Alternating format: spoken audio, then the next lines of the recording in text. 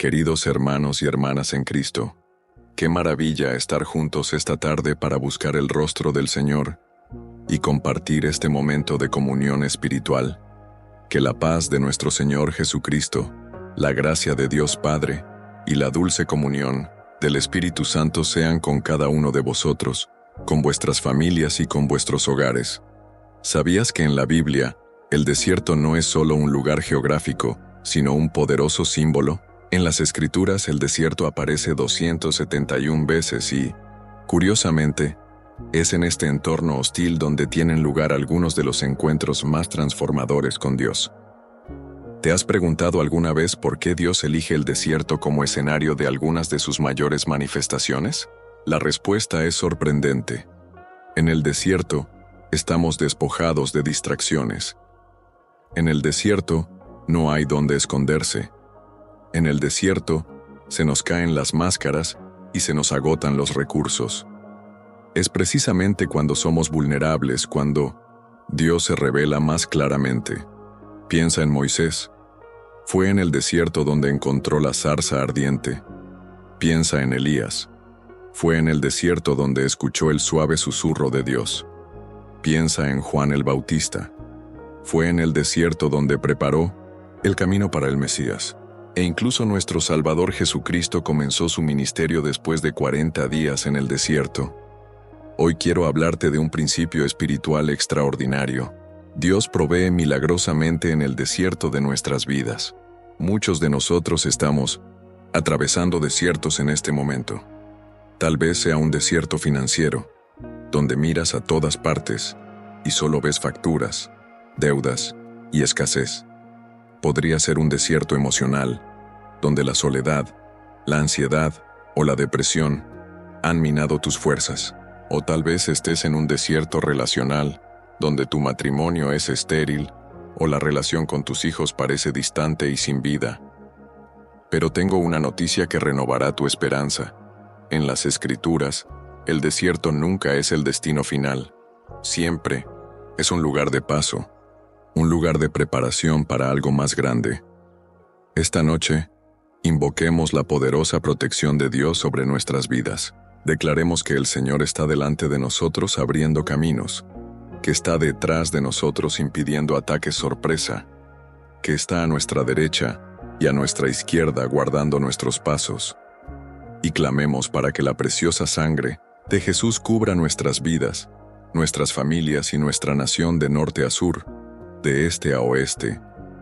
La palabra nos dice en el Salmo 23 que el Señor es nuestro pastor y nada nos faltará. Así que oremos para que Dios llene toda carencia en nuestro hogar, ya sea financiera, emocional, relacional o espiritual. Que aleje de nosotros todo cansancio, todo desánimo y todo peso que nos impida avanzar. Que el Señor nos libre del mal, de la trampa del cazador y de los lazos del adversario. Que nuestras familias estén más unidas, que los esposos estén más unidos y que la salvación completa visite cada hogar representado hoy aquí. Cuando Jesús entró en casa de Zaqueo, la salvación llegó a esa familia porque había arrepentimiento genuino. Por eso clamamos ahora. Donde haya quebrantamiento de corazón, donde haya verdadero arrepentimiento, que entre la salvación divina, que entre la transformación completa, que se produzcan ajustes celestiales en cada hogar, en cada corazón. Pido al Padre que renueve las fuerzas de cada hijo e hija que me escucha ahora, que haya una renovación espiritual, física y emocional para tu vida, tu familia, tu ministerio y tus proyectos. Que experimentes la renovación que solo el Espíritu Santo puede traer. ¿Crees que Dios puede visitar tu desierto con una provisión sobrenatural? ¿Crees que incluso en un lugar de escasez, el Señor puede hacer brotar manantiales de agua viva? Entonces declara ahora mismo en los comentarios: el Señor es mi pastor, nada me faltará. La presencia de Dios hará que no te falte absolutamente nada.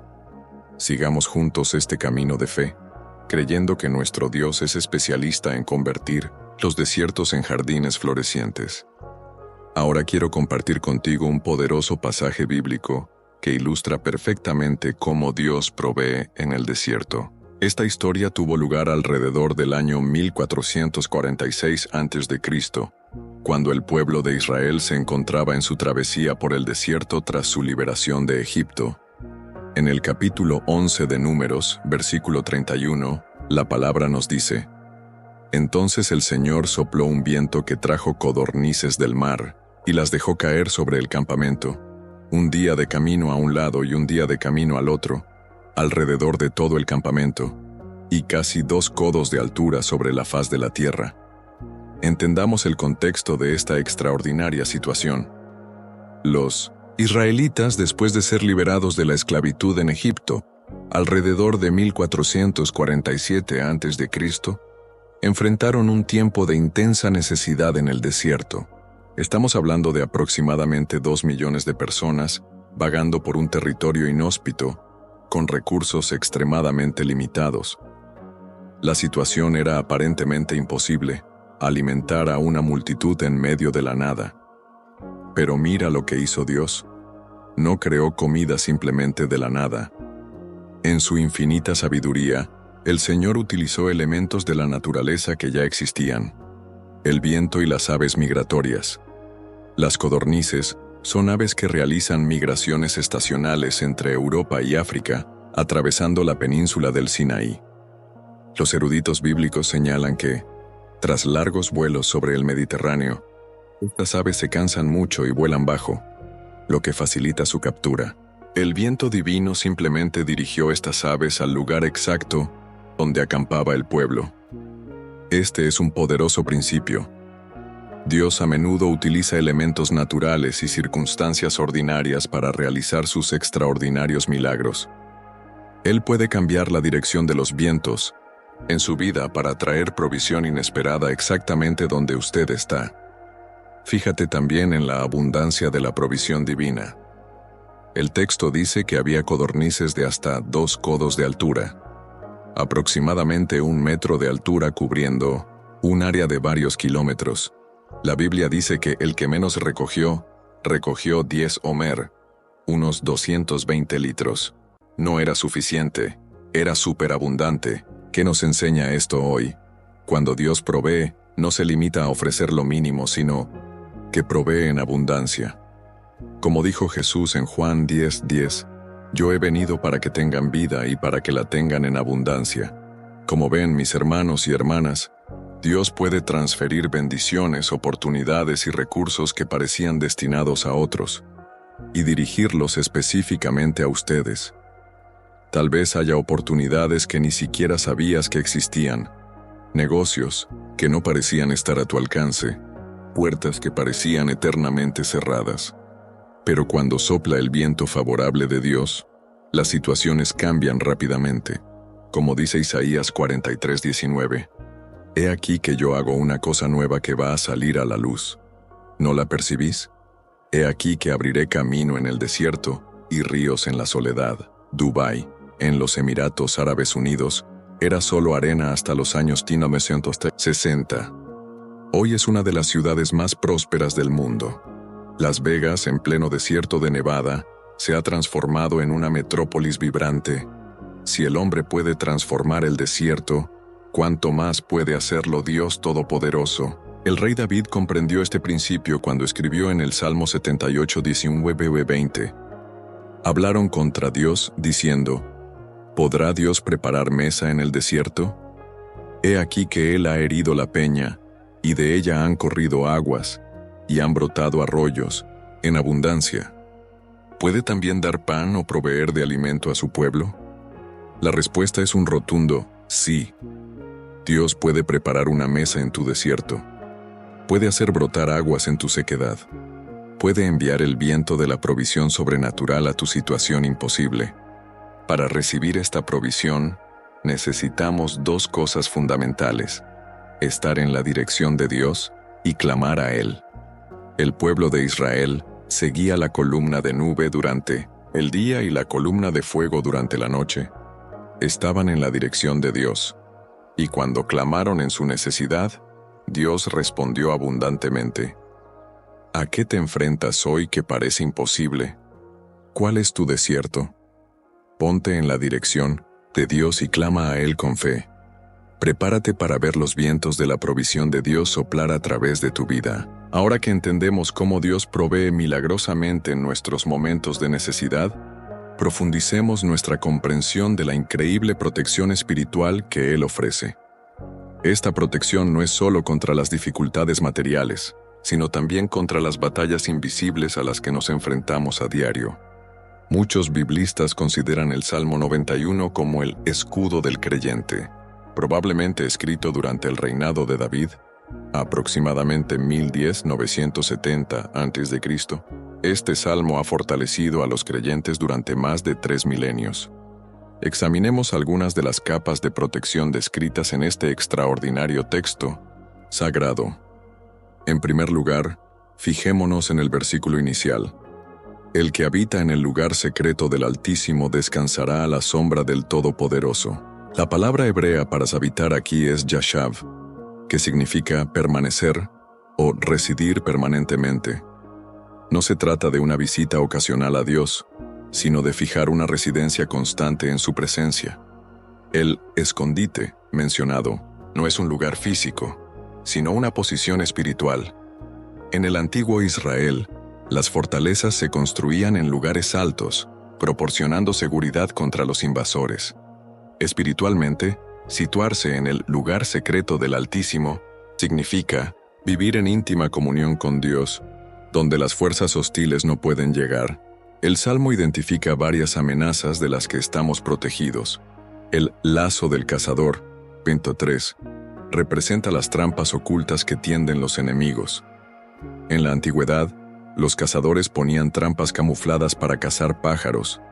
Del mismo modo, nos enfrentamos a peligros disfrazados de oportunidades. La peste perniciosa, 23, se refiere a enfermedades devastadoras. En el mundo antiguo, las epidemias aniquilaban a menudo poblaciones enteras. Esta protección no significa inmunidad contra toda enfermedad, sino la garantía de la presencia divina, incluso en los momentos más críticos de la salud. El terror de la noche y la flecha que vuela de día, Pino 5, simbolizan amenazas que surgen en la oscuridad y a la luz del día, es decir, peligros constantes. En las sociedades antiguas sin alumbrado eléctrico, la noche representaba una vulnerabilidad extrema, mientras que el día conllevaba otros riesgos, como los conflictos armados. 1000 caerán a tu lado y 10.000 a tu derecha. Pato 7 ilustra la preservación divina en medio de desastres colectivos. Durante las guerras del antiguo Israel, esta promesa significaba protección sobrenatural en batallas en las que el número de muertos era elevado. En particular, el versículo 11 afirma: «Porque a sus ángeles mandará acerca de ti, que te guarden en todos tus caminos». La palabra hebrea para guardar es shamar, que significa proteger vigilantemente, la misma palabra utilizada para describir cómo Adán debía cuidar el jardín del Edén. Esta protección angélica no es superstición, sino una realidad espiritual confirmada a lo largo de las Escrituras. En 2 Reyes 6:17, cuando el profeta Eliseo estaba rodeado por el ejército enemigo en Dotán, alrededor del año 852 a.C., Dios abrió los ojos de su siervo para que viera que la montaña estaba llena de caballos y carros de fuego, huestes angélicas que los protegían. Lo que hace especialmente poderoso al Salmo 91 es su aplicación cristológica. Durante la tentación en el desierto, hacia el año 27 d.C., Satanás citó los versículos 11-12 de este salmo, tratando de inducir a Jesús a poner a prueba la protección divina. Mateo 4:6. Sin embargo, Jesús demostró que no debemos presumir ni manipular las promesas de Dios, sino confiar en su soberanía. La protección descrita en el Salmo 91 no es un amuleto mágico, sino una realidad espiritual para quienes tienen una relación genuina con Dios. No es una garantía de ausencia de dificultades, sino la certeza de la presencia de Dios en medio de ellas. ¿Cómo aplicamos hoy esta protección? En primer lugar, debemos habitar conscientemente en la presencia de Dios mediante la oración continua y la meditación de las Escrituras. El apóstol Pablo nos instruyó a orar sin cesar, 1 Tesalonicenses 5:17, escrito alrededor del año 51 d.C. En segundo lugar, debemos declarar estas verdades con fe. El Salmo 91:2 dice: Diré del Señor, Él es mi Dios, mi refugio, mi alcázar, y en Él confiaré. El acto de proclamar verbalmente estas verdades refuerza nuestra confianza. Por último, debemos reconocer que se nos protege no solo para nuestro beneficio individual, sino para cumplir el propósito divino. Los versículos finales del Salmo revelan que la protección divina tiene un propósito. Porque me ha amado tanto, yo también lo libraré. Lo pondré en alto, porque ha conocido mi nombre. Me invocará, y yo le responderé. Estaré con él en la angustia.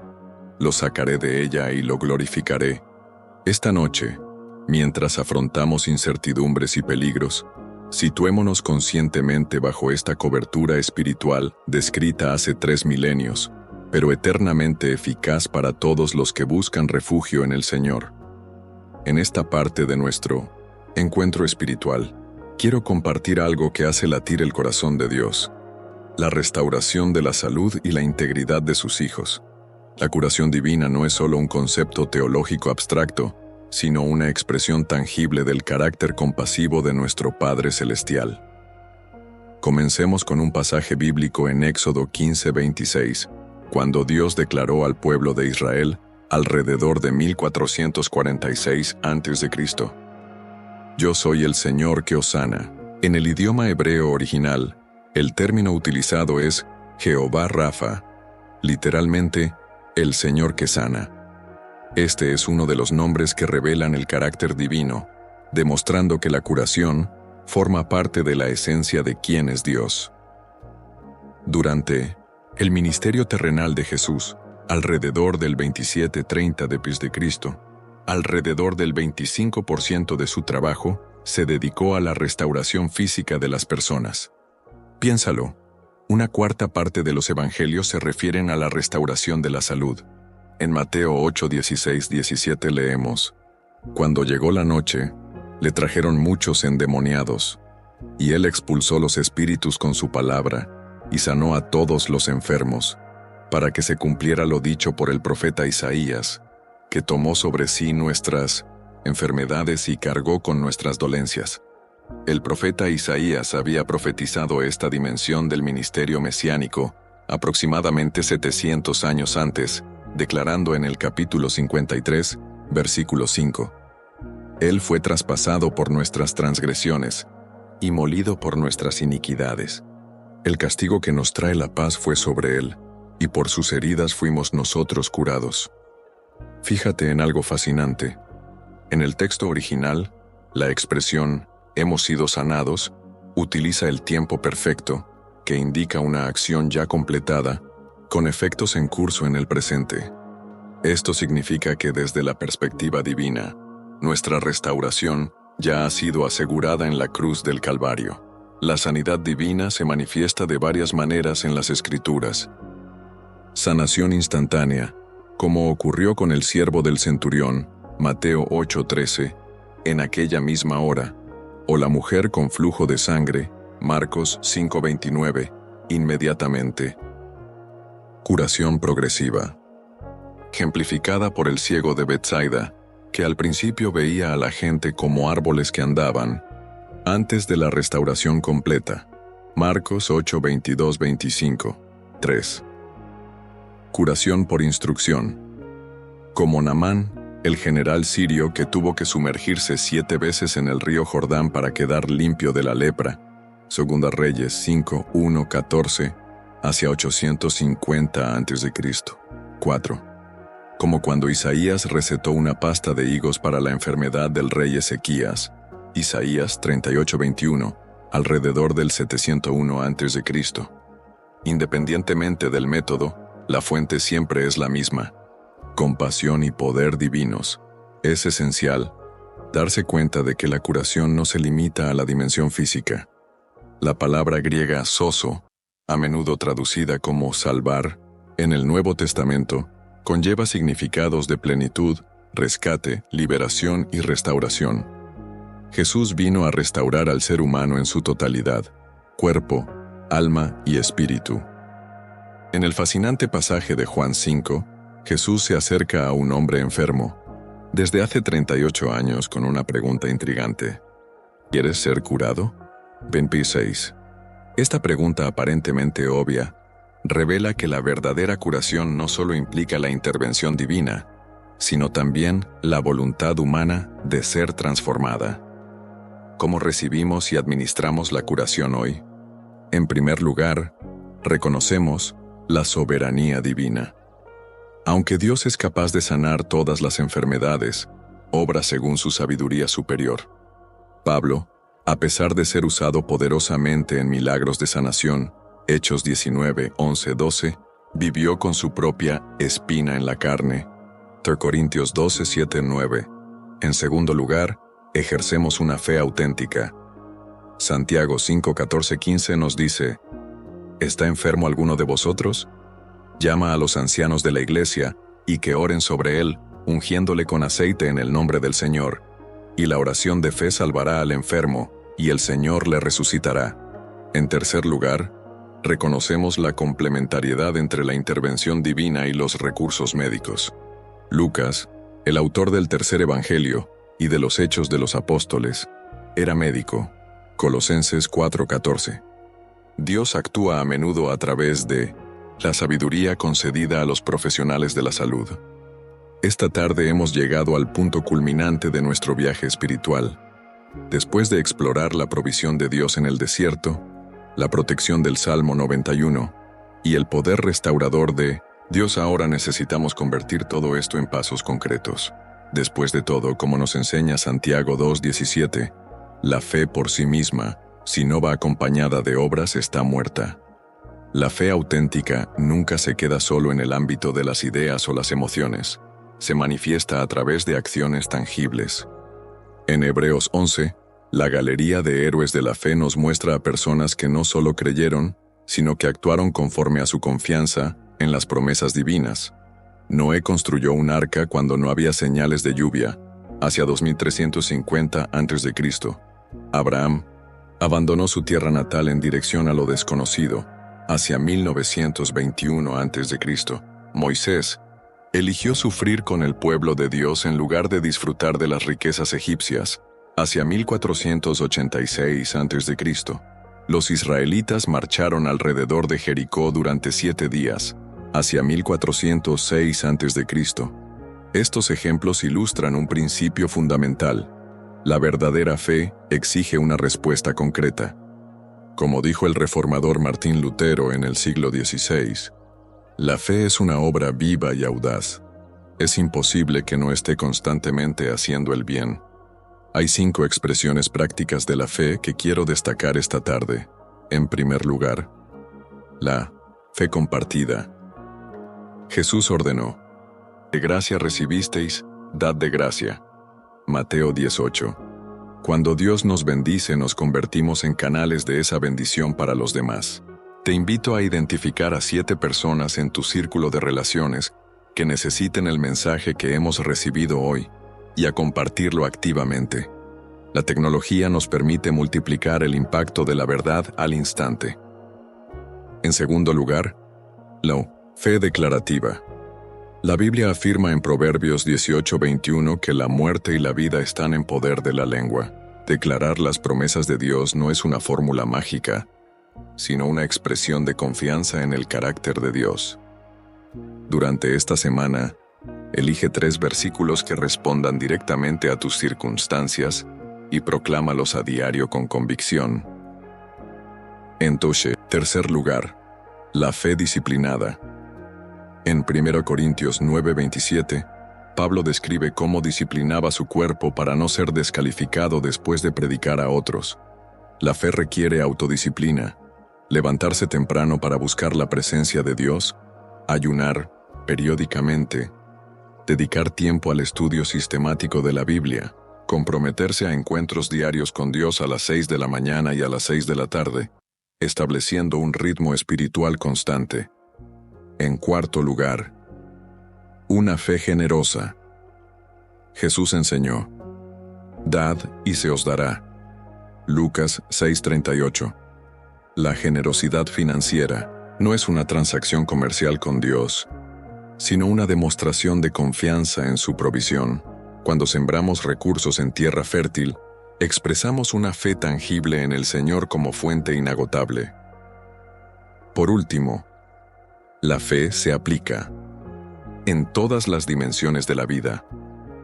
No hay separación entre lo sagrado y lo secular para el verdadero discípulo. Como escribió el apóstol Pablo en Colosenses 3:17, «Y todo lo que hagáis de palabra o de obra, hacedlo en el nombre del Señor Jesús, dando gracias a Dios Padre por medio de Él». En el libro Café con Jesús, disponible en nuestro sitio web, exploramos cómo mantener esta conexión continua con lo divino en medio de las actividades cotidianas.